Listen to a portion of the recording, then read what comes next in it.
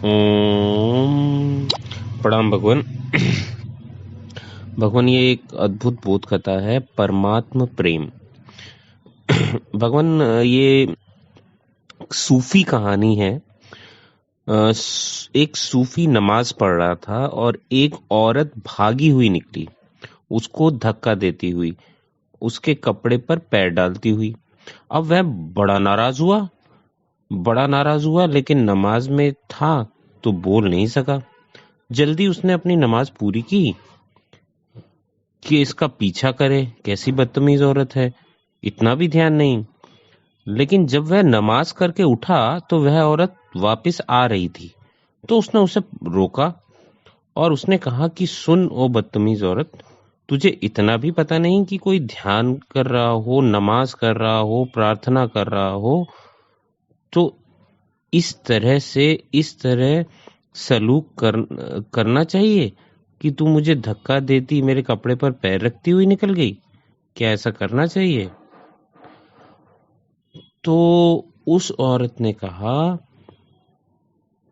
कि मुझे क्षमा करें, मुझे याद भी नहीं, मैं अपने प्रेमी से मिलने जाती थी और मुझे याद भी नहीं कि आप कहाँ बैठे हैं, कहाँ नमाज पढ़ रहे हैं, कौन नमाज पढ़ रहा है, कौन नहीं पढ़ रहा था, मुझे याद भी नहीं। वर्षों के बाद मेरा प्रेमी आता था और मैं उसे लेने गांव के बाहर द्वार पर जाती थी। क्षमा करें, लेकिन मैं आपसे एक बात अवश्य पूछना चाहती हूँ कि मैं तो अपने प्रेमी से मिलने जाती थी, एक क्षणभंगुर प्रेमी, और आप अपने प्रेमी से मिलने गए थे। आपको मेरे पैर कपड़े पर पड़ गए, मेरा हल्का धक्का लगा, इसका तो समझ में आ गया, इसका समझ में आ गया। और आप परमात्मा से मिल रहे थे। तब तो अगर आपको मेरे पैर लगने का पता पड़ गया परमात्मा से मिलने के बावजूद, उस प्रार्थना के बावजूद, तब तो मेरी प्रार्थना आपसे बेहतर है।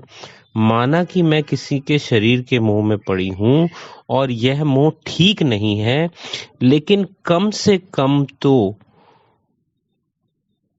और माना कि आप परमात्मा के प्रेम में पड़े हो, मगर है कहाँ मेरा मोह? कम से कम है तो। आपका जो परमात्मा प्रेम है वो है कहाँ? और कहते हैं कि उस सूफी के जीवन में क्रांति हो गई इस बात से। उसने कहा कि अब मैं नमाज तभी पढ़ूंगा जब प्रेम होगा, अन्यथा क्या सार है। भगवान, ये अंतिम मैं दोबारा से पढ़ रहा हूं कि वह महिला बोली कि मैं तो अपनी प्रेमी से मिलने जाती थी, क्षणभंगुर प्रेमी से, और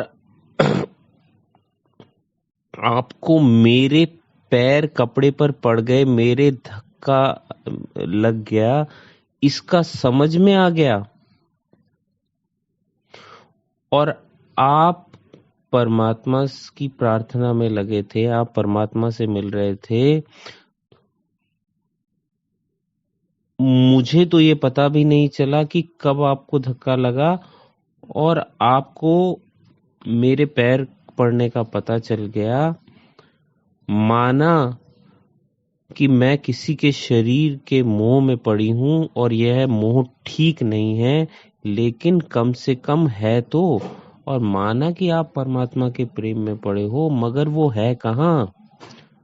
तो आपके प्रेम से, आपकी जो प्रार्थना है उससे तो मेरा मोह बेहतर है। और इस बात से उस सूफी के जीवन में क्रांति हो गई और उसने कहा कि अब तो नमाज तभी पढ़ेंगे जब परमात्म प्रेम होगा, अन्यथा क्या सार है। बहुत अद्भुत बोध कथा है और बहुत ही सुंदर इशारा है भगवान। आज इतना ही। बहुत बहुत धन्यवाद।